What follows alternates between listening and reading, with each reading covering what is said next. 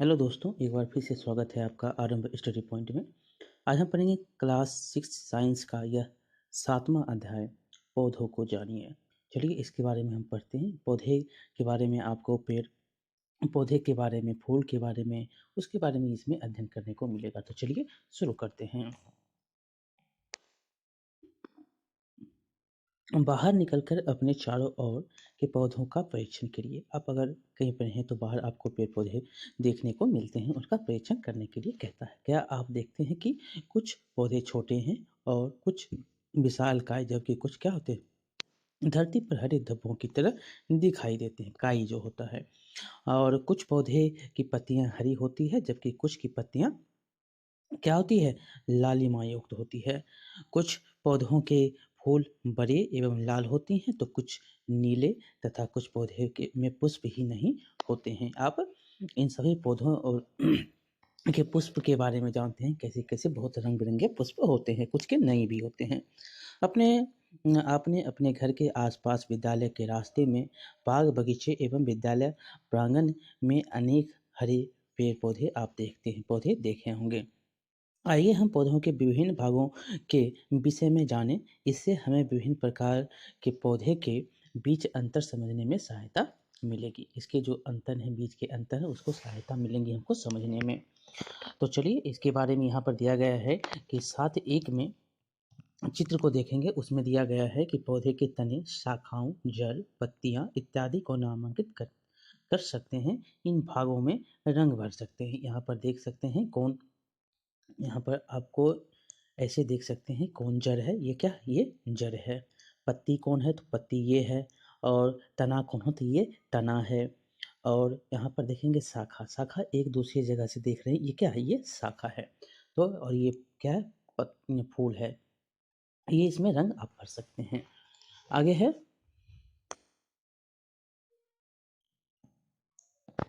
आइए प्रकृति की सैर करें और पौधों से मित्रता कर उनके विषय में अधिक जानकारी प्राप्त करें।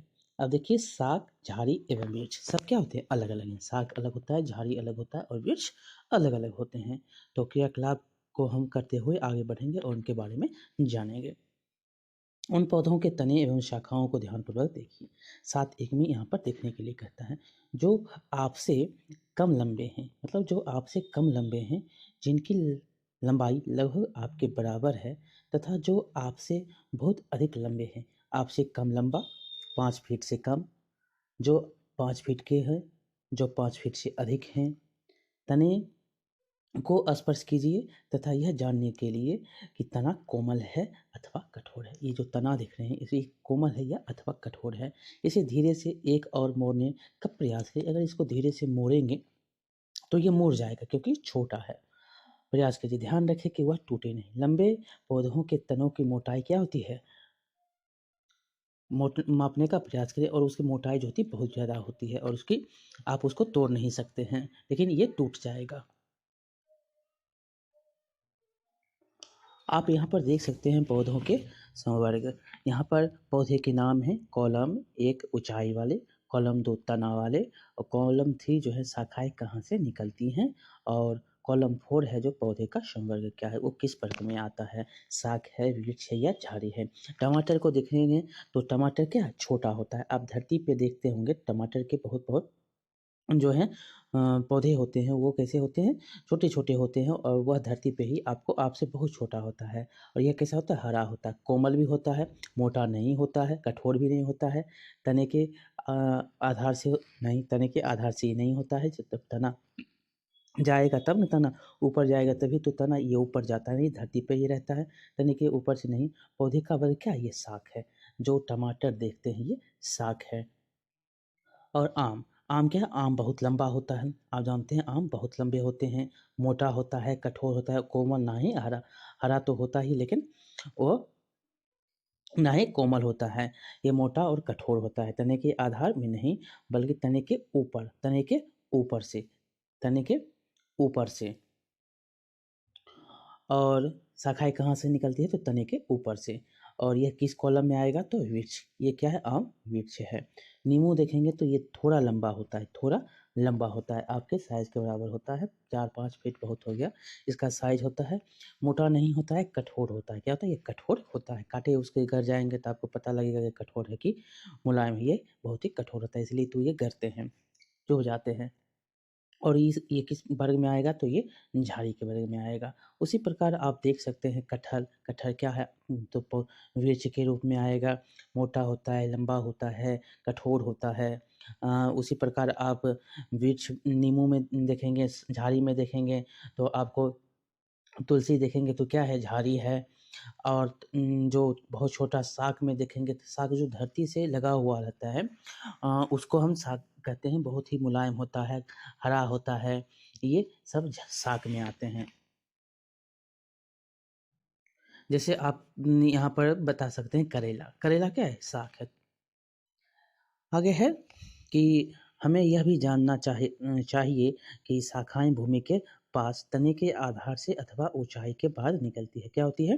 तने के शाखाएँ जो होती है भूमि के पास तने के आधार से या थोड़ा अथवा कुछ ऊंचाई के बाद निकलती है। अब हम परिचित सभी पौधों को सारणी 1 में वर्गीकृत करेंगे। यहाँ पर हमने देखा, कुछ उदाहरण दिखाए गए हैं। आप बहुत से पौधे के बारे में यहाँ पर बता सकते हैं। हमने इनको बताया भी, जैसे कटहल हो गया और करेले की जो आप देखते हैं झाड़ी का है, साग है। यहाँ पर सुझाव दिया गया है कि सुझाव पौधों को कम से कम क्षति पहुँचे, इसीलिए आप 4-5 विद्यार्थियों के समूह में कार्य कर सकते हैं।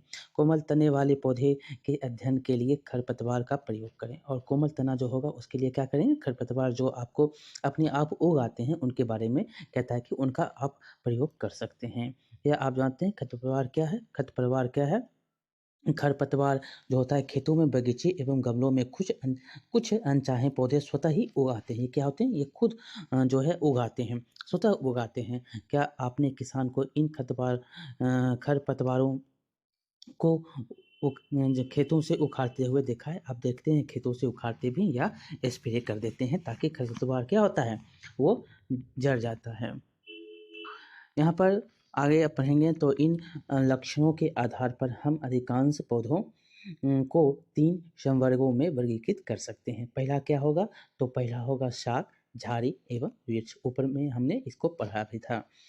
हरे एवं कोमल तने वाले पौधे साग कहलाते हैं। ये आप याद रखेंगे, ये क्वेश्चन पूछे गए हैं। साग किसको कहा जाता है? हरे एवं कोमल तने, जिसका तना होगा वो क्या कहलाएगा? तो साग कहलाएगा। ये सामान्यतः छोटे होते हैं और अक्सर इनमें कई शाखाएँ नहीं होते हैं। इनमें जो है शाखाएँ नहीं होते हैं। और यहाँ पर देख सकते हैं साग कौन है, झाड़ी कौन है एवं वृक्ष कौन है। यहाँ पर आपको दिखाया गया है कौन क्या है। तुलसी के पेड़ को दिखाया गया, क्या ये झाड़ी है। यहाँ पर बरगद के पेड़ को दिखाया गया, क्या ये वृक्ष है।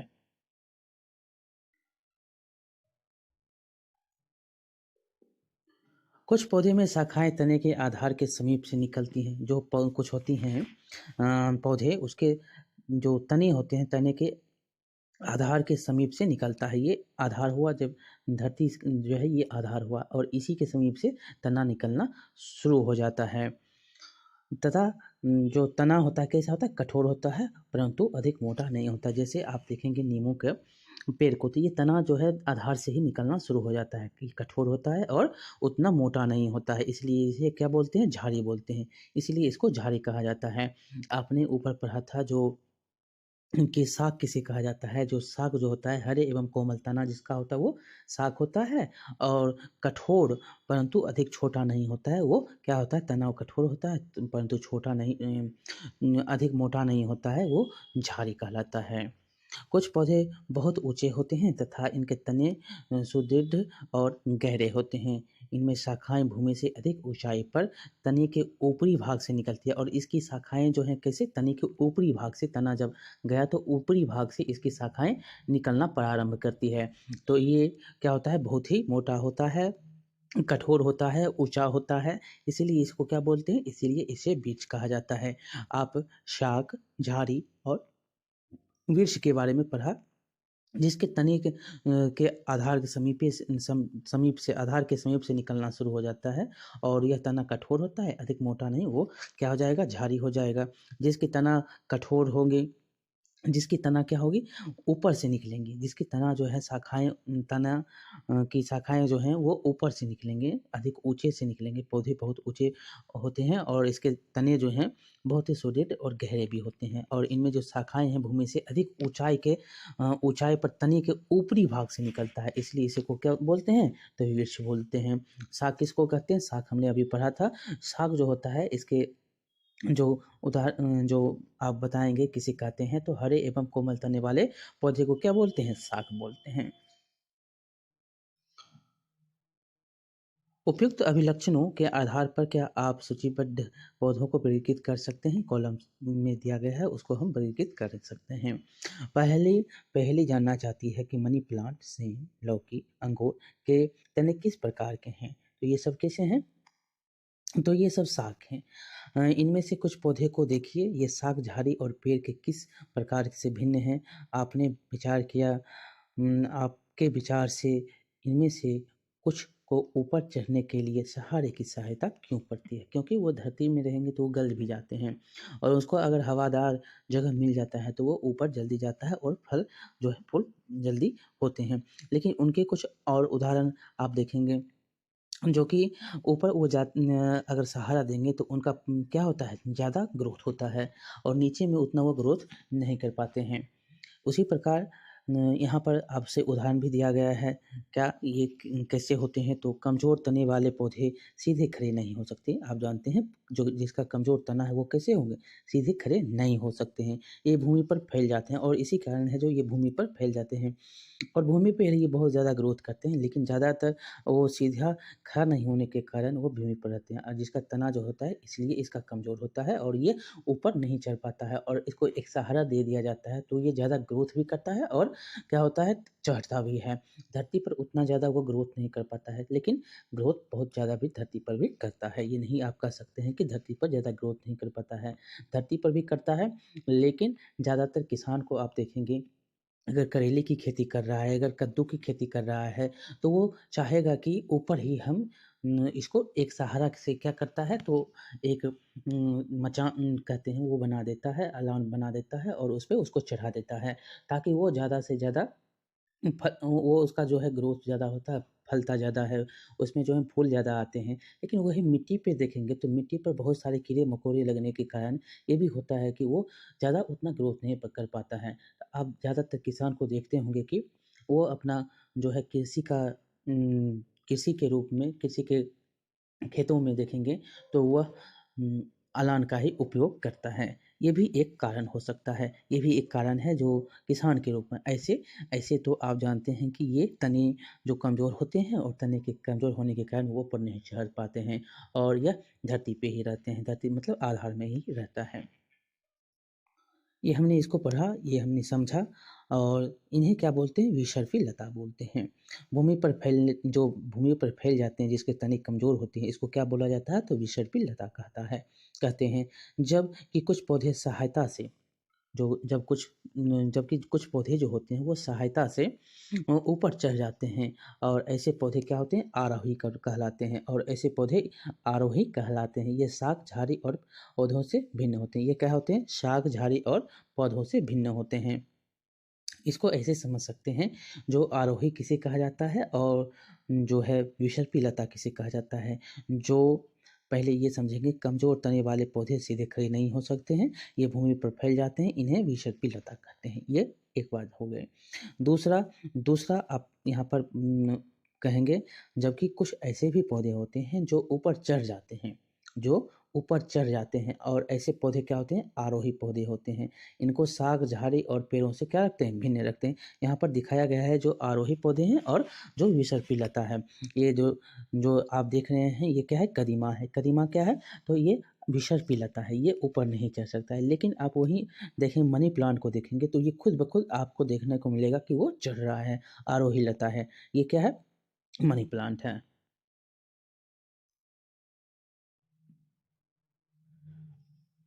आगे पढ़ेंगे आवश्यक सामग्री 1 गिलास जल, लाल स्याही, साकै साखी या पौधा एवं 1 ब्लेड। तना क्या कार्य करता है? तना क्या कार्य करता है? तो यहाँ पर 6.2 7.6 में दिया गया है, जो देख सकते हैं तना का क्या कार्य है, ये वृद्धि के लिए आपको बहुत ही उपयोगी है। उसके बारे में हम पढ़ेंगे। गिलास को 1/3 जल से भरें, जल में लाल स्याही की कुछ बूंदी डाल दें, शाक के तने को गिलास में रखें, जैसा कि यहाँ पर दिखाया गया है। अगले दिन इन शाखाओं का अवलोकन कीजिए। क्या इस शाख के कुछ भाग लाल नजर आते हैं? आपने देखा कि तने में रंग ऊपर चढ़ गया है। तने में क्या होता है, रंग जो है ऊपर चढ़ गया। ये जो तना है इसमें रंग ऊपर चढ़ जाता है। अगर इसे लंबे समय तक रखा जाए तो रंग पत्तियां और सिराओं में भी आ जाता है, और रंग किसमें, पत्ती में भी और सिरा में भी आ जाएगा। तो क्या आप बता सकते हैं कि यह लाल रंग यहाँ तक कैसे पहुंचा? तो ये तने के माध्यम से पहुंचता है। आगे हम पढ़ेंगे 7.1। 7.7 में दिया गया है कि तने में जल ऊपर चढ़ता है। तने में जो है यहाँ पर देख सकते हैं कैसे ऊपर चढ़ रहा है। तने के खुले सिरे का विविधतम दृश्य यहाँ पर देखेंगे तो तने का जो खुला सिरा है उसका विविधतम दृश्य इस प्रकार आप देख सकते हैं।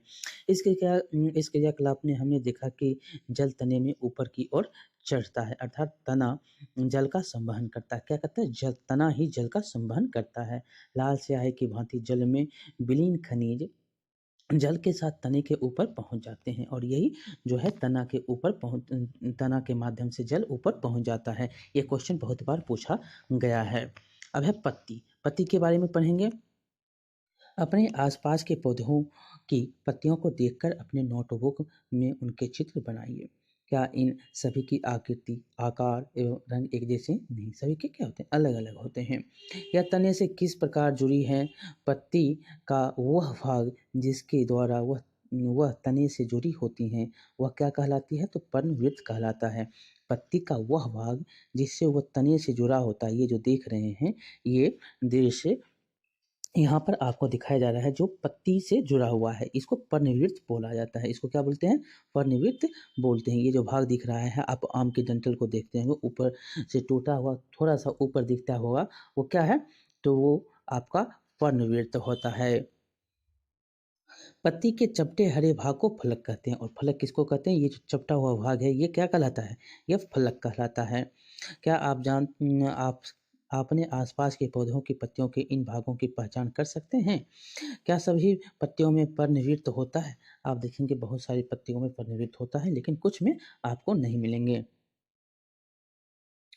पत्ती के विषय में और अधिक जानकारी प्राप्त करने के लिए आइए उसकी छाप लें। यदि आप सोचते हैं कि पत्ती विशेष छाप नहीं छोड़ सकती तो यह क्रियाकलाप आप देखते हैं कर सकते हैं। ये क्रियाकलाप में दिया गया है, तो कैसे करना है? तो एक पत्ती को एक सफ़ेद कागज़ अथवा अपनी कॉपी के पन्ने में नीचे रखिए, और दर्शाए गए तरीके से यहाँ पर पेंसिल से आप उसको तिरछा पकड़ के नोक से धीरे-धीरे करके पत्ती के जो रखे हुए हैं उससे नोक से उसको धीरे-धीरे रगड़िए।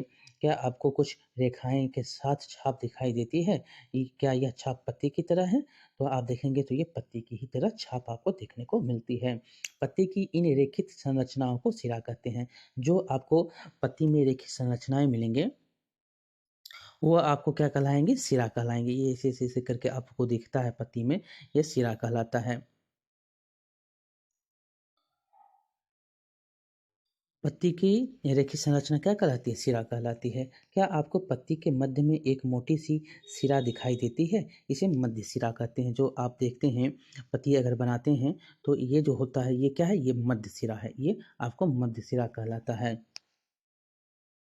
पत्तियों पर सिराओं द्वारा बनाए गए डिज़ाइन को सिरा विन्यास कहते हैं, और पत्तियों पर जो है सिरा द्वारा जो यहाँ पर ऐसे-ऐसे करके बनता है सिरा विन्यास, इसको सिरा विन्यास बोलते हैं। जो डिज़ाइन बनते हैं उसको क्या बोलते हैं? सिरा विन्यास बोलते हैं। यदि यह डिज़ाइन मध्य सिरा के दोनों ओर जाल जैसा है तो यह सिरा विन्यास जालिका रूपी कहलाएगा, और ये दोनों तरफ है। अगर ये दोनों तरफ है तो ये क्या कहलाएगा? तो ये जालिका रूपी कहलाता है। आप यहाँ पर से बहुत सारे क्वेश्चन को यहाँ पर पूछा जाता है, जो कि ऐसे आपसे पूछ सकता है कि पत्ती के रेखीय संरचनाओं को क्या कहते हैं? सिरा कहते हैं। मध्य सिरा किसे कहते हैं? तो वो पत्ती के मध्य में एक मोटी सिरा दिखाई जो देती है, वो मध्य सिरा कहलाती है। शिरा विन्यास किसे कहते हैं? पत्तियों पर जो है सिराओं द्वारा बनाए गए डिज़ाइन को शिरा विन्यास कहते हैं। जालिका रूपी किसे कहते हैं? तो किसे कहते हैं? तो मध्य सिरा के दोनों ओर जाल जैसा है, वह क्या कहलाता है? सिरा विन्यास। वही शिलान्यास। तो यही शिलान्यास क्या कहलाएगा? तो शिरा जालिका रूपी कहलाएगा। आपने देखा कि घास की पत्तियों में यह सिरा एक दूसरे के समानांतर, तो क्या होते हैं? घास की पत्ती में एक दूसरे के ये समांतर होते हैं। ऐसे समांतर शिलाविन्यास को समांतर शिलाविन्यास कहते हैं और इसी को क्या कहते हैं? समांतर शिलाविन्यास कहते हैं। विभिन्न पौधों की पत्तियों को बिना तोड़े अपने शिलाविन्यास का अध्ययन कीजिए। यहाँ पर पौधे जो पत्ते जो गिरे हुए हैं उनका अध्ययन आप कर सकते हैं। अब यह जानने का प्रयास करें कि पत्तियाँ का क्या कार्य है। पत्ती क्या-क्या कार्य करते हैं? तो आवश्यक सामग्री साग पौधा पॉलीथीन के 2 पारदर्शी थैले तथा कुछ धागा यहाँ पर लेने के लिए कहता है। ऊपर में दिया गया है, चित्र में देख सकते हैं कि पत्तियों में शिलाविन्यास, ये जो शिलाविन्यास है आप देख सकते हैं।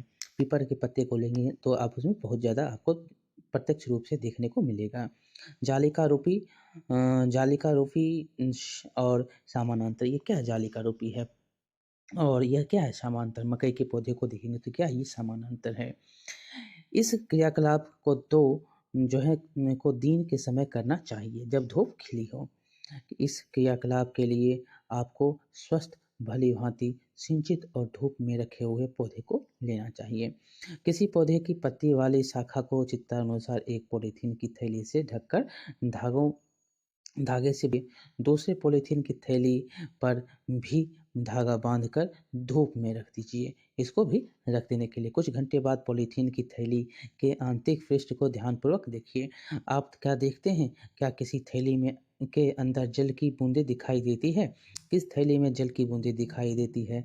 क्या आप बता सकते हैं कि यह बूंदें कहाँ से आई? क्रियाकलाप के बाद पॉलीथीन की जो है थैली को हटाना मत भूलें। यहाँ पर देख सकते हैं कि कैसे आपको बूंदी जो दिखाई दे रही हैं, ये कहाँ से? तो ऊपर सिरा से आपको ये तना से आपको वहाँ पर पत्ती में जो है बूंदें दिखाई देने लगती है।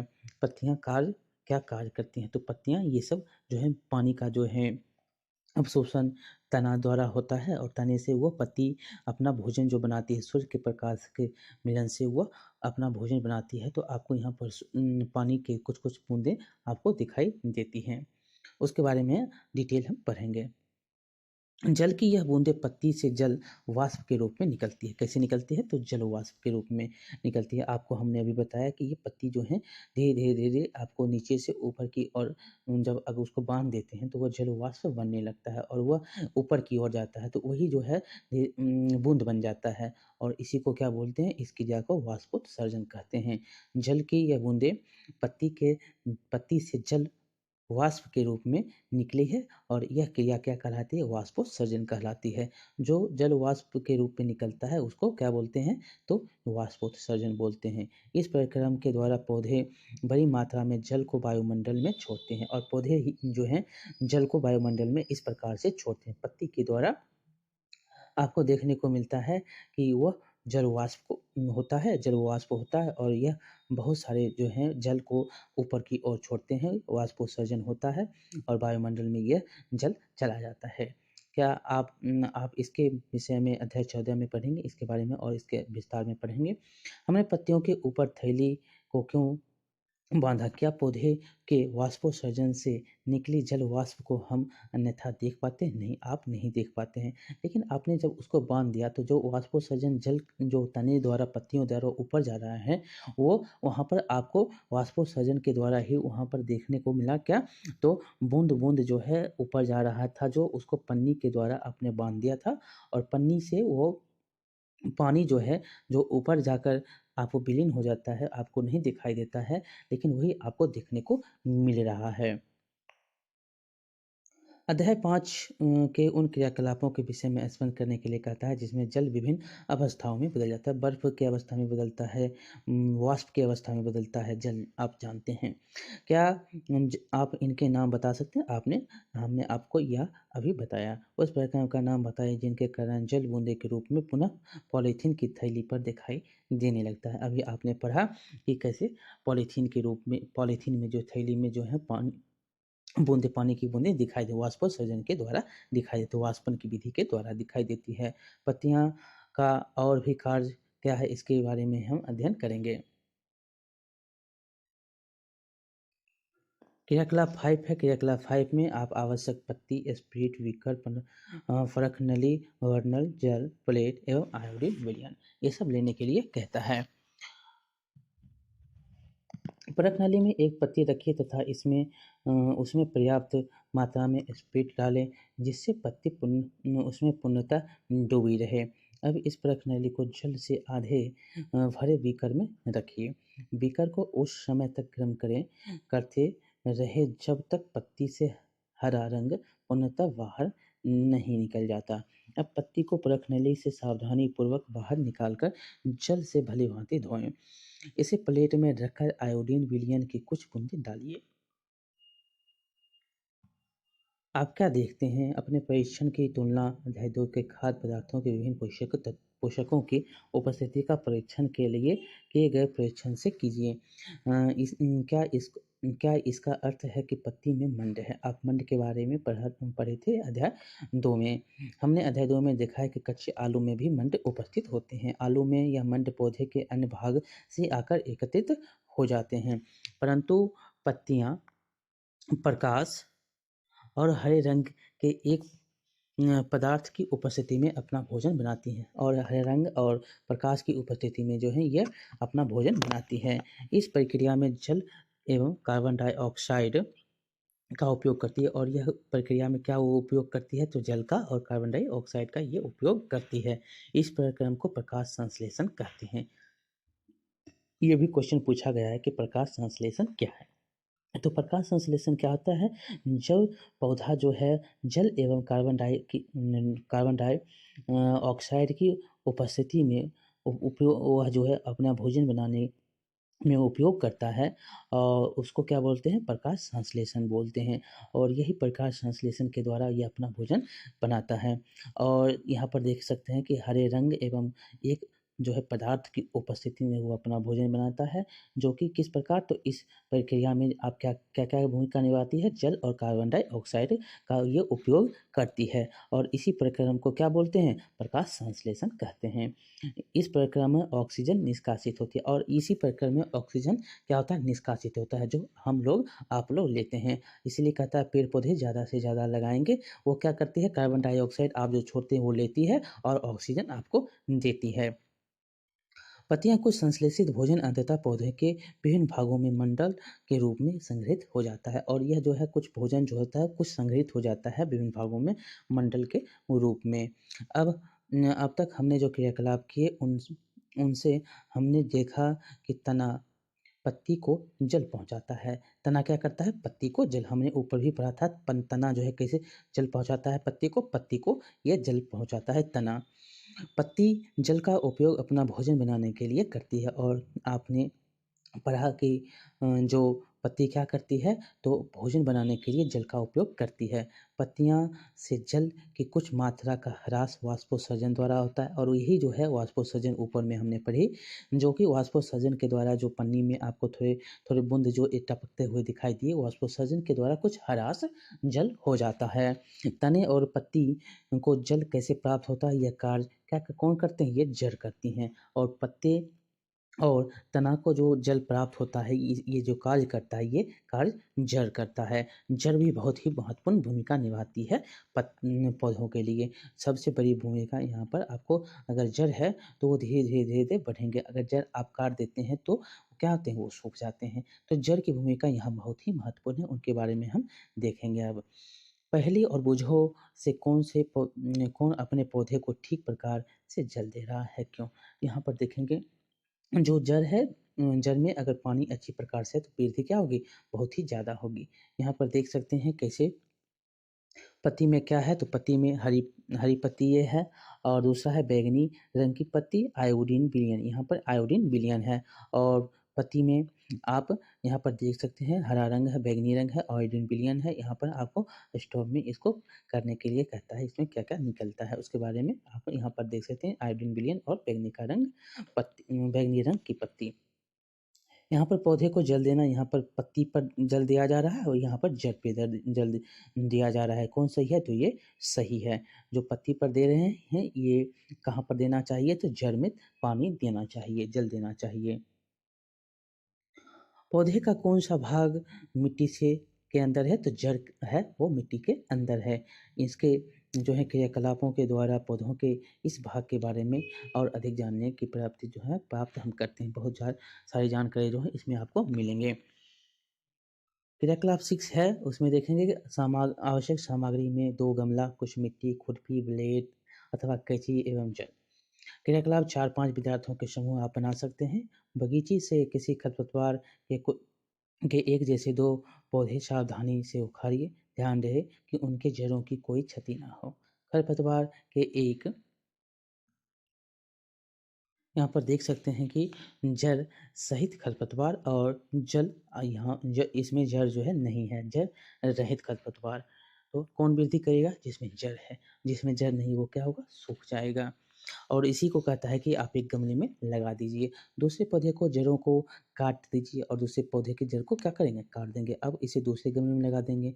नियमित रूप से इसमें जल देंगे। तो 1 सप्ताह के पश्चात आप परीक्षण करेंगे तो दोनों पौधों में क्या अंतर दिखाई देगा? तो जिसमें जड़ है वो आगे बढ़ रहा है, जिसमें जड़ नहीं है वो क्या होगा? सूख जाएगा। नियमित रूप से जड़ परंतु एक ही जड़ नहीं है। क्या आप क्रियाकलाप से जड़ के महत्वपूर्ण कार्य के विषय में जान पाते हैं? जिसको जल मिल रहा है, जिस जड़ को जल मिल रहा है, वो क्या वृद्धि कर रहा है, उसको जो है भोजन बनाने की प्रक्रिया शुरू है। जिसको जल नहीं मिल रहा है, जिसके जड़ नहीं है, उसके भोजन बनाने की प्रक्रिया क्या होती है? समाप्त हो जाती है क्योंकि उसके पानी जो है तने तक पहुँच ही नहीं पाते हैं। अब है क्रियाकलाप 7। जड़ के अनेक कार्य को जानने के लिए हम क्रियाकलाप 7 को करेंगे।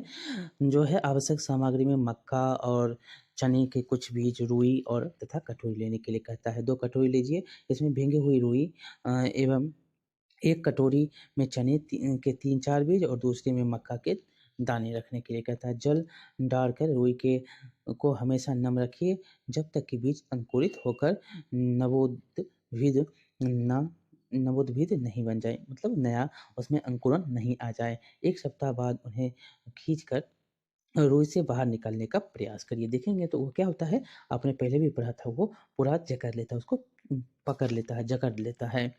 वही है यहाँ पर क्रियाकलाप 6 में हमने देखा कि हम पौधों को भूमि से खींचकर आसानी से नहीं निकाल पाते। उन्हें मिट्टी खोदकर निकालना पड़ता है। जड़ें पौधे को मिट्टी में मजबूती से जमाए मतलब जकड़े रहता है। क्या होता है? उसको जमा कर जकड़े रहता है। रुई पर नवोद विधि यहाँ पर देख सकते हैं, रुई पर जन्मा हुआ यहाँ पर चने के कुछ पौधे जो यहाँ पर पकड़े हुए हैं, ये भी दिखाया गया है, जकड़े हुए हैं।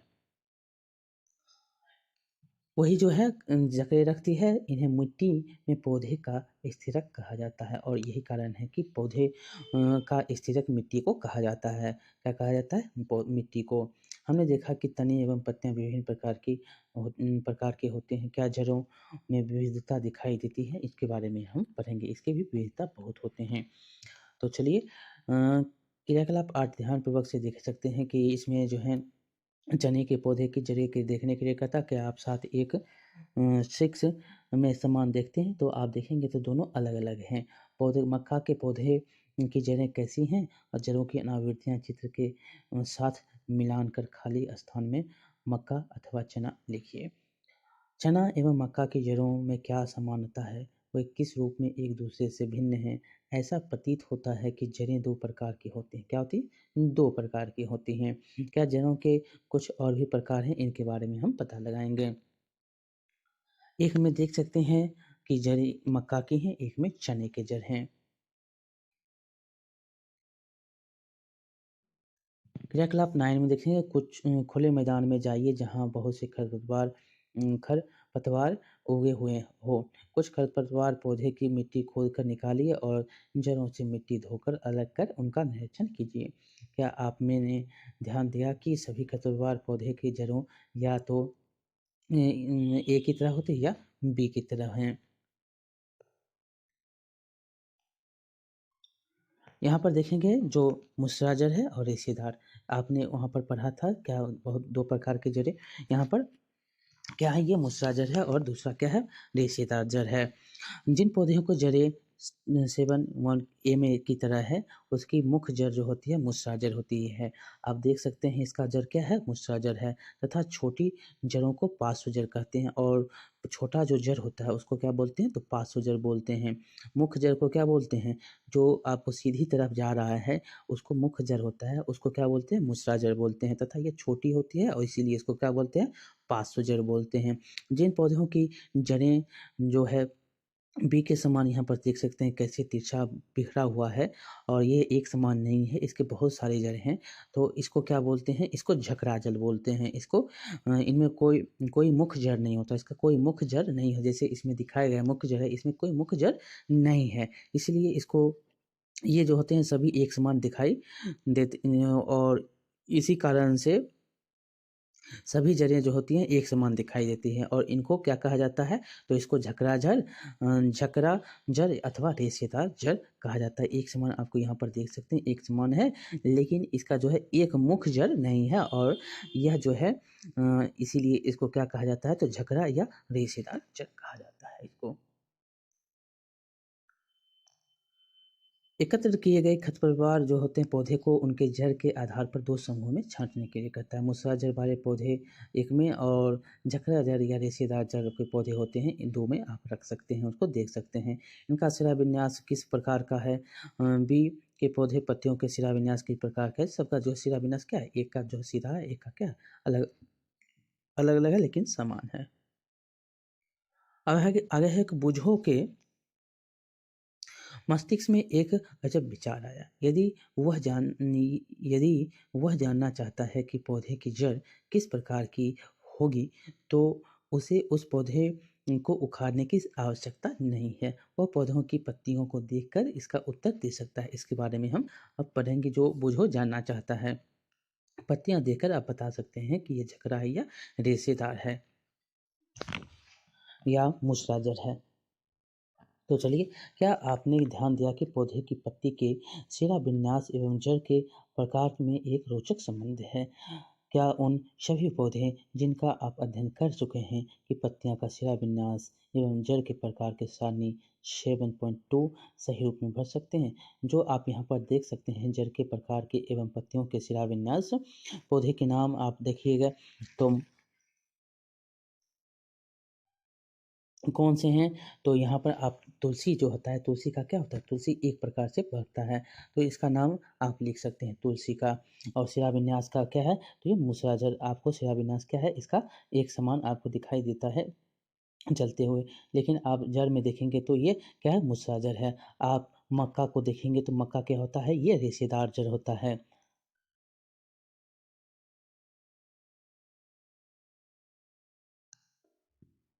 आगे हम पढ़ेंगे हमने देखा कि जड़ें मिट्टी से जल का अवशोषण करती है तथा तना जल एवं खनिज को पत्ती एवं पौधों के अन्य भागों तक पहुंचाता है। क्या करता है? तना जल एवं खनिज को पत्ती एवं पौधों के अनेक भागों तक पहुंचाता है। कौन काम करता है? तो तना करता है। पत्तियां भोजन संश्लेषित करती हैं या भोजन तने से होकर पौधों के विभिन्न भागों में संग्रहित हो जाता है और तने के जो है माध्यम से पौधे के जो भोजन हैं वो संग्रहित हो जाते हैं। इस प्रकार के कुछ जड़ों जैसे गाजर, मूली, शकरकंद, शलजम, टेपियोका आदि को हम खाते हैं। जड़ कौन-कौन से होते हैं? ये जड़ के बारे में पूछा भी जाता है, ये जड़ है या तना है। तो जड़ के बारे में याद रखना है, गाजर क्या है? जड़ है। मूली क्या है? जड़ है। शकरकंद क्या है? जड़ है। शलजम क्या है? जड़ है। टेपियोका क्या है? जड़ है। तो ये हम जड़ ही खाते हैं। आप एक प्रकार से यहाँ पे इसे देख सकते हैं, ये तिरछा सीधे जा रहा है, तो ये क्या है? इसीलिए इसको जो होता है, ये होता है जड़ होता है। आपको ये मूसला जड़ और जो आप झकरा जड़ बोलते हैं, ये रेशेदार जड़ नहीं होते हैं, बल्कि ये मूसला जड़ होते हैं और ये क्या होते हैं? आप इनको खाते हैं। कौन-कौन से? गाजर हो गया, मूली हो गया, शकरकंद हो गया। हम पौधों के अन्य भागों को भी खाते हैं, जहाँ जहाँ जो है भोजन भंडारित रहता है, और उन भागों को भी हम खाते हैं जहाँ पर उनका भोजन भंडारित रहता है। तना एक तना दो तरफा मार्ग की यहाँ पर देख सकते हैं। एक तना जो है दो तरफ है, एक तना ऐसे, एक तना दो तरफ यहाँ पर देख सकते हैं। क्या आप इस बात से सहमत है कि तना दो तरफा मार्ग की तरह कार्य करता है? चित्र में हमने देखा, तो लिखिए कि तने से कौन से भाग ऊपर की ओर जाते हैं और कौन से भाग नीचे की ओर जाते हैं। अगले परिप्रेक्ष्य में हम फूल की संरचना का अध्ययन करेंगे। यहाँ पर देख सकते हैं, जो ऊपर की ओर जा रहा है, जो सूरज की दिशा में है, ऊपर की ओर जा रहा है। जो बहुत दिन के हो गए हैं, वो नीचे की ओर आ रहे हैं। वो जो छोटे-छोटे उसके रंग बदलने लगते हैं। वो क्या होता है, दो तरफ भाग रहा है। एक जिसका भोजन बनने के तैयार है, जो भंडारित कर रहा है। ये आप समझ सकते हैं इस प्रकार से। अब है पुष्प। पुष्प के बारे में पढ़ेंगे। पुष्प के बारे में बहुत बार क्वेश्चन पूछा गया है। पुष्प का अध्ययन हम जो कर रहे हैं, इसके बारे में बहुत क्वेश्चन बनते हैं। गुलाब के पौधे के 3 आरेख यहाँ पर दिए गए हैं, और कौन सी स्थिति में आप पौधे को भली भांति पहचान सकते हैं। तो पौधे को भली भांति आप तीनों स्थिति में आप पहचान सकते हैं। तो चलिए, पुष्प को रंगने के लिए आपने किस रंग का प्रयोग किया है? क्या सभी पुष्प रंग बिरंगे होते हैं? क्या आपने घास, गेहूँ, मक्का, आम अथवा अमरूद के पुष्प भी देखे हैं? क्या वे चटकीले हैं? आइए पुष्पों का अध्ययन करते हैं। यहाँ पर देख सकते हैं, गुलाब का फूल जो है पत्ता विहीन है। दूसरा जिसमें पत्ता आपको दिख रहा है, जिसमें आपको फूल दिख रहा है। तीनों में आप देख सकते हैं।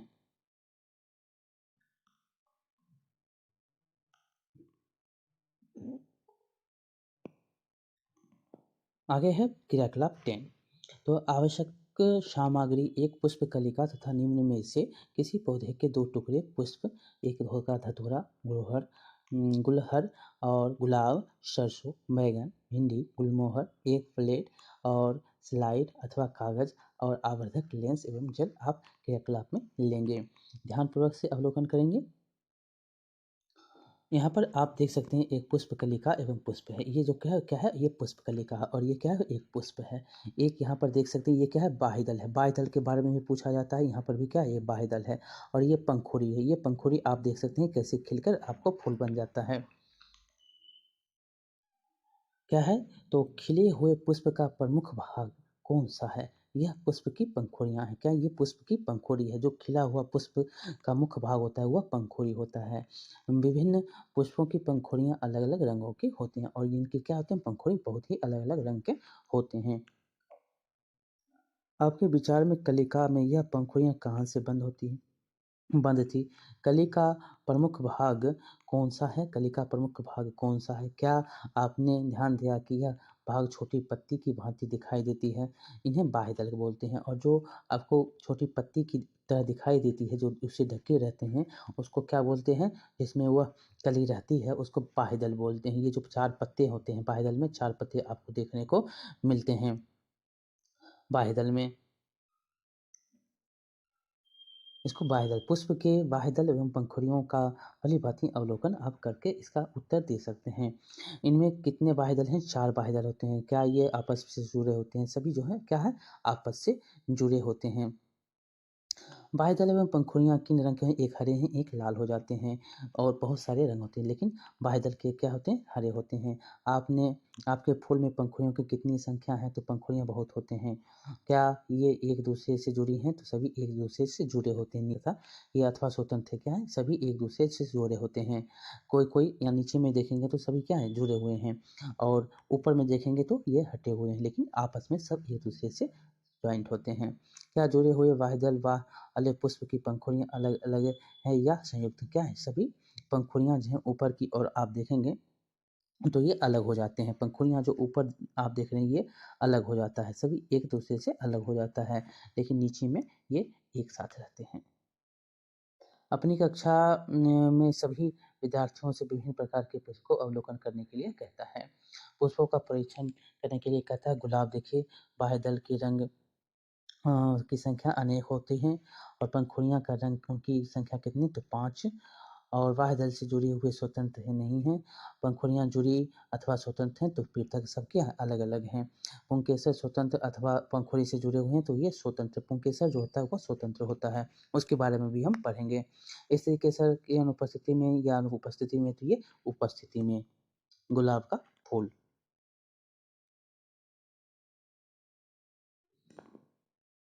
यहाँ पर देख सकते हैं कि विद्यालय अथवा किसी अन्य बगीचे में जाकर विभिन्न पुष्पों का अध्ययन कीजिए तथा अपने प्रेक्षण के सारणी यहाँ पर लिखने के लिए कहता है। आप पुष्प के आंतरिक भाग को स्पष्ट रूप से कब देख सकेंगे? जब पंखुड़ियाँ जुड़ी हों अथवा जब स्वतंत्र हो। जब ये स्वतंत्र होगा तो आप देख सकते हैं स्पष्ट रूप से। उदाहरण के लिए धतूरे का एक फूल यहाँ पर देख सकते हैं जो कि क्या है, ये पंखुड़ियाँ अलग-अलग हैं तो आप स्वतंत्र रूप से जो है उसको आप आराम से देख सकते हैं। घंटा का पुष्प जो है ये क्या है? घंटाकार पुष्प है। घंटाकार पुष्प की पंखुड़ियों को लंबाई में काटकर आप पुष्प के आंतरिक अंगों को स्पष्ट रूप से देख सकते हैं। उसके अंदर के जो भाग हैं उसको आप देख सकते हैं। पुष्प के आंतरिक भागों को स्पष्ट रूप से देखने के लिए बाह्य दल एवं पंखुड़ियों को हटा दीजिए। बाह्य दल जो है और पंखुड़ी जो है उसको हटाने के लिए कहता है। और आप ध्यान से देखेंगे तो पुष्प में पुंकेसर एवं स्त्री केसर आपको मिलेंगे। पुंकेसर क्या है, स्त्री केसर है, उसके बारे में भी हम पढ़ेंगे। यहाँ इनमें इनमें विभिन्न पुष्पों में पाए जाने वाले विभिन्न प्रकार के पुंकेसर पुंकेसर भी दिखाए गए हैं।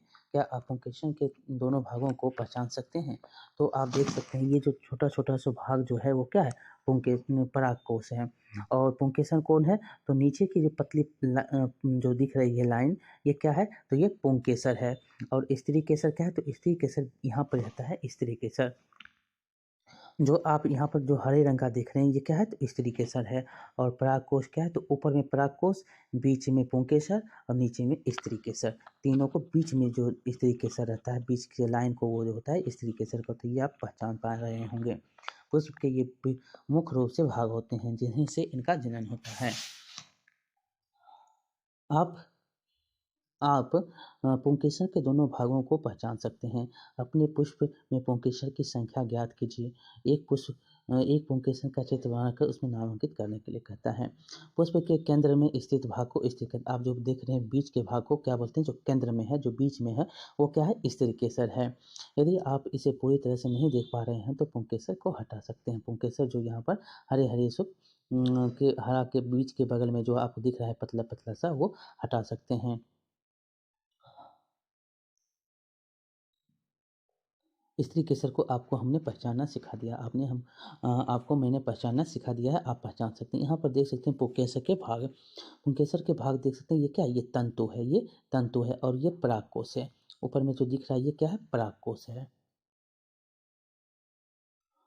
चित्र में यहाँ पर स्त्री केसर के भाग में देखेंगे मुख्य मुख्य क्या-क्या है, तो ऊपर में यहाँ बीच में आपको अंडाशय है, ऊपर में वर्तिकाग्र है और बीच का जो है सिरा जो जिसको बोलते हैं वो वर्तिका है। क्या है ये? वर्तिका है। तीनों आप स्त्री केसर के मुख्य जो हैं भाग होते हैं ये अंडाशय, वर्तिका और वर्तिकाग्र। ये 3 नाम आपको याद रखना है, इससे क्वेश्चन बहुत बार पूछे जाते हैं।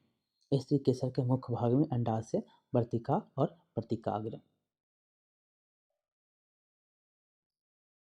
क्रियाकलाप 11 में देखेंगे तो क्रियाकलाप 11 में है, अब एक पुष्प के अंडाशय की संरचना का अध्ययन करेंगे। पुष्प के अंडाशय की, यह स्त्री केसर का निचला एवं फूला हुआ भाग है। आपने वहाँ पर पढ़ा था, यहाँ पर हम देखेंगे। इसकी आंतरिक संरचना के अध्ययन के लिए इसे काटना पड़ता है। यह जानने के लिए कि अंडाशय को किस प्रकार काटा जाए, चित्र में यहाँ पर देख सकते हैं। अंडाशय को एक स्लाइड अथवा प्लेट पर चित्र के अनुसार आप देख सकते हैं किस प्रकार 2 प्रकार से आपको काटा हुआ दिखाई दे रहा है। जो एक भाग यहाँ पर है, दूसरा भाग यहाँ पर है। कर्तन, अनुदैर्ध्य काट और अनुप्रस्थ काट। जो आप सीधे-सीधे काटते हैं वो क्या होता है? अनुदैर्ध्य। और अनुप्रस्थ मतलब जो आप ऐसे करके सीधा लिटा कर काटते हैं वो क्या होता है? अनुप्रस्थ होता है। आप अगर लंबा-लंबी काट रहे हैं तो क्या होगा? तो अनुदैर्ध्य होगा। और उसको आधार से काटते हैं, उसको धरती पर से रख के काट रहे हैं, आप किसी टेबल पर रख के काट रहे हैं तो उसका आधार से काट रहे हैं तो वो अनुप्रस्थ काट होगा। क्या होगा? अनुप्रस्थ काट, अनुदैर्ध्य काट। दोनों को आप समझ गए होंगे। यहाँ पर देख सकते हैं कि कैसे उसको काटने के बाद आपको यहाँ पर दिखाया गया है बीजांड। ऊपर के भाग जो अनुप्रस्थ काट के द्वारा दिखाया गया है, अनुदैर्घ्य काट के द्वारा दिखाया गया है। अनुप्रस्थ काट में आप देख सकते हैं कि यहाँ पर अनुप्रस्थ काट है, अनुदैर्घ्य काट यहाँ पर देख सकते हैं, ये अनुदैर्घ्य काट है। लंबाई में काट और अनुप्रस्थ में काट, अनुप्रस्थ में ये काट है और लंबाई में अनुदैर्घ्य में ये काट है।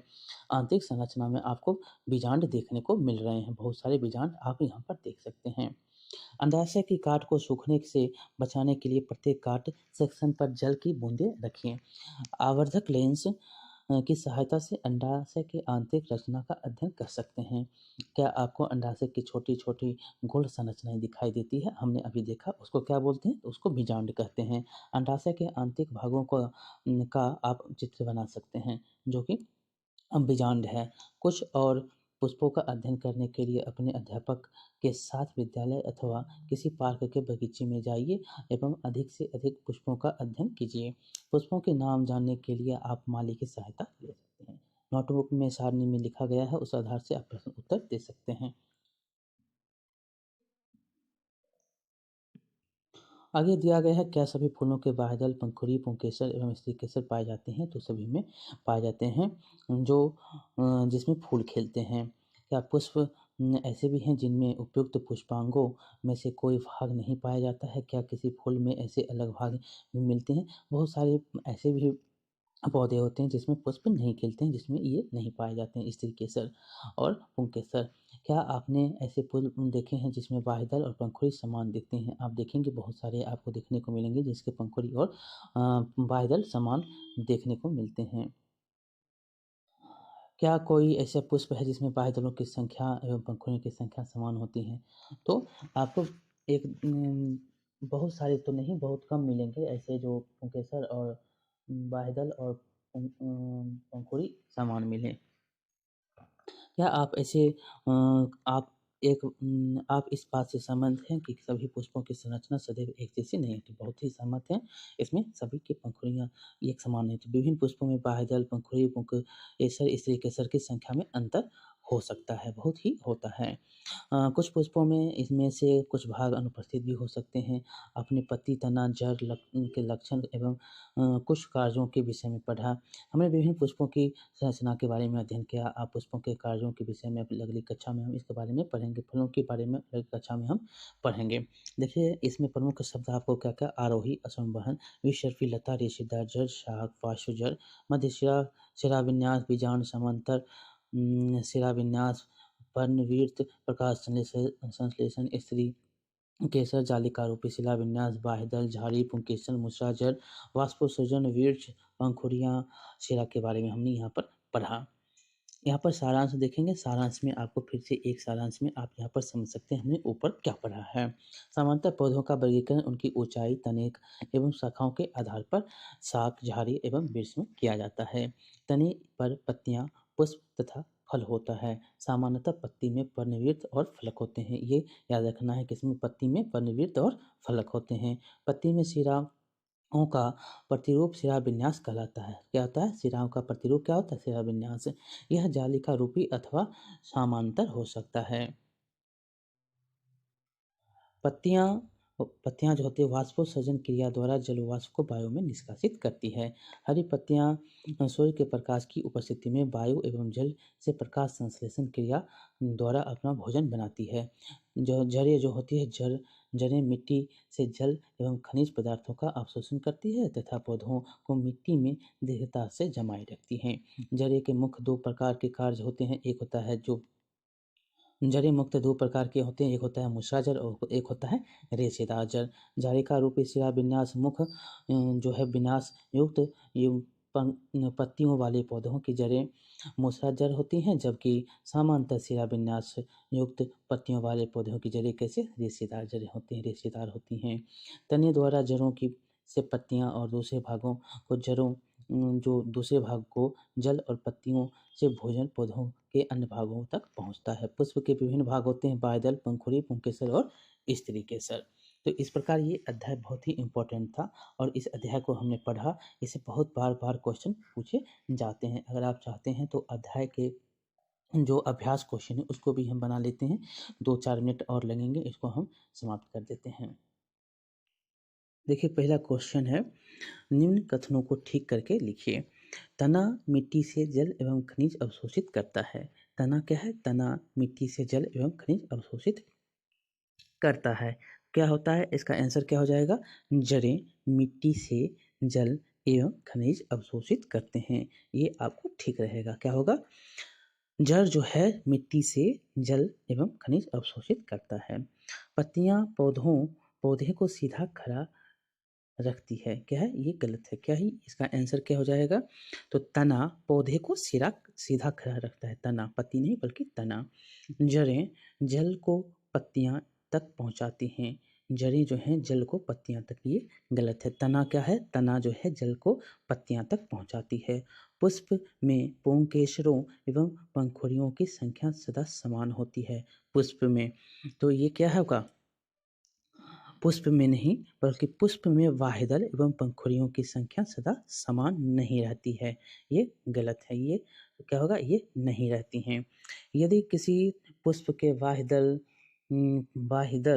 परस्पर जुड़े हों तो उसकी पंखुड़ियां भी आपस से जुड़ी होगी। यदि इसका आंसर आप लिखेंगे तो यदि किसी पुष्प के वाहिदल परस्पर जुड़े हों तो उसकी पंखुड़ियों की जो है पंखुड़ियां आपस में जुड़ी होंगी। क्या होगी? ये जुड़ी होंगी। किसी पुष्प किसी चाह किसी पुष्प यदि किसी पुष्प की पंखुड़ियां परस्पर जुड़ी हो तो स्त्री केसर पंखुड़ियों से जुड़ा होगा। ये नहीं होगा। क्या होगा? यदि किसी पुष्प की पंखुड़ियां परस्पर जुड़ी हो तो स्त्री केसर पंखुड़ियों से जुड़ा हो सकता है। अब आगे है निम्न के चित्र बनाने के लिए कहता है पत्ती का चित्र, पुष्प का चित्र, ये सब आप बना सकते हैं। क्या आप अपने घर के आसपास ऐसे पौधे को जानते हैं जिनका तना लंबा परंतु दुर्बल हो? नाम लिखने के लिए कहता है तो आप लिख सकते हैं कि सेम का पौधा होता है। ये क्या है? इसका तना जो होता है दुर्लभ एवं लंबा होता है और यह आरोही वर्ग में इसको रखते हैं हम। तने पौधे में तने का क्या कार्य है? तो आप अभी तक पढ़े हैं कि पौधे में तने का बहुत ही महत्वपूर्ण कार्य होता है। यह क्या करता है? तो यह पौधे के सभी जो है वायवीय भागों के धारण करने में स्थिति जो है स्थान प्रस्तुत करता है, महत्वपूर्ण स्थान। यह पौधों की भूमि को जो है सीधा करके खड़ा रखता है और यह जो है भूमि के ग्रहण करने वाले खनिजों के जलीय विलयन को ऊपर शिखर तक ले जाने तथा पत्तियों तक जो है निर्मित खाद्य पदार्थों को पहुँचाने में ये काम करता है। और कुछ पौधे का यह भोजन का संचयन भी करता है। निम्न पाँचवां है कि निम्न में से कौन सी पत्तियों में जालिका रूपी शिराविन्यास पाया जाता है? तुलसी, गेहूँ, तुलसी, मक्का, घास, धनिया, गुलहर। ये आप आंसर में लिख सकते हैं कि जिसमें पाया जाता है तुलसी, धनिया, गुलहर की पत्तियों में क्या है? जालिका शिराविन्यास पाए जाते हैं। 6 का आंसर जो है क्या होगा? तो यदि किसी पौधे की जड़ रेशेदार हो तो उसकी पत्तियां का शिराविन्यास किस प्रकार का होगा? तो इसका आंसर हो जाएगा रेशेदार जड़ वाले पौधे की पत्तियां में समांतर शिराविन्यास पाया जाता है। क्या होता है? समांतर होता है। यदि किसी पौधे की पत्तियां में जालिका रूपी शिराविन्यास हो तो उसकी जड़ें किस प्रकार की होंगी? तो उसकी जड़ें कैसी होंगी? उसकी जड़ें जो होंगी पत्तियों में जालिका वृत्त जो है जालिका वर्त शिराविन्यास पाया जाएगा और उसकी जो जड़ें होंगे वो मूसराजर पाए जाएंगे। 8 का जो है क्वेश्चन है 8 क्वेश्चन, क्या आप किसी पौधे की पत्ती की छाप को देखकर क्या यह पहचान सकते हैं कि उसकी जड़ मूसला जड़ होगी या इसकी झगड़ा जड़ होगी? कैसे? तो आप इसको पहचान सकते हैं। कैसे? तो पत्तियों को देखकर बिना किसी पहचान आप कर सकते हैं। कैसे? तो वृक्षों का पत्तियों में जालिकावर्त शिराविन्यास पाया जाता है। कैसा? तो जालिकावर्त जो वृक्षों में मूसलाजल पाई जाती है। वृक्षों में क्या होता है? मूसलाजल होता है। वृक्ष जो होता है उसमें मूसलाजल पाया जाता है। और जो पौधा होता है पौधों की पत्तियों में जालिकावृत शिलाविन्यास पाया जाता है। अधिकांशतः द्विवर्षी जो होता है ना, द्विवर्षी एवं बहुवर्षी शाकीय पौधों की पत्तियों में आप देखेंगे जालिकावर्त शिलाविन्यास पाया जाएगा। 9 का है पुष्प के विभिन्न भागों के नाम लिखने के लिए कहता है। तो अभी आपने पढ़ा था जैसे बाह्यदल पुंज हो गया, बदल पुंज हो गया, पुंकेसर हो गया, स्त्री केसर हो गया, या इसका पुंकेसर को पुमंग भी बोलते हैं और स्त्री केसर को जायांग बोलते हैं। 10वां क्वेश्चन है निम्न में से किन पौधों में फूल होते हैं? तो इसका आंसर आप लिख सकते हैं किन-किन में फूल होते हैं। तो आप देखेंगे किन-किन में फूल होते हैं, तो मक्का देखेंगे तो इसमें फूल होता है, गेहूँ देखेंगे तो फूल होता है, मिर्च, टमाटर, तुलसी, पीपल पीपल, बरगद, आम, जामुन, अमरूद, अनार, पपीता, केला और नींबू, इन सभी में क्या होता है? फूल होते हैं।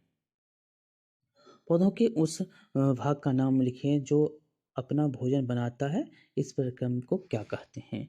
इसको क्या बोलते हैं? प्रकाश संश्लेषण कहते हैं। पौधों में पत्ती ही अपना भोजन बनाता है। क्या होता है? पत्ती जो है अपना भोजन बनाता है और इस बनाने की प्रक्रिया को क्या कहते हैं? प्रकाश संश्लेषण कहते हैं। 12वां क्वेश्चन है पुष्प के किस भाग को में अंडाशय मिलता है? तो पुष्प के किस भाग में? स्त्री केसर के भाग जो जिसको पुमंग बोलते हैं, उसमें जो है अंडाशय मिलता है। ऐसे 2 पुष्पों के नाम लिखिए जिनमें से प्रत्येक में संयुक्त और अलग-अलग बाह्यदल होते हैं। तो आप संयुक्त में देखेंगे तो संयुक्त में गुलहर, बबूल, मिर्च, मकाई, सूरजमुखी और जो है प्याज और गेहूँ। ये सब जिसमें जो है संयुक्त रूप से पंखुड़ी वाले पुष्प पाए जाते हैं और अलग-अलग पंखुड़ी वाले पुष्प में देखेंगे तो सरसों, मटर, गुलाब ये अलग-अलग होते हैं पंखुड़ी उसके। तो इस प्रकार ये चैप्टर जो है बहुत ही इम्पोर्टेंट आपका था और हमने इसको समाप्त किया है। आपको कैसा लगा आप बताएँगे। लाइक करेंगे, शेयर करेंगे और सब्सक्राइब करना नहीं भूलेंगे। मिलते हैं अगले चैप्टर में, तब तक के लिए बहुत-बहुत धन्यवाद।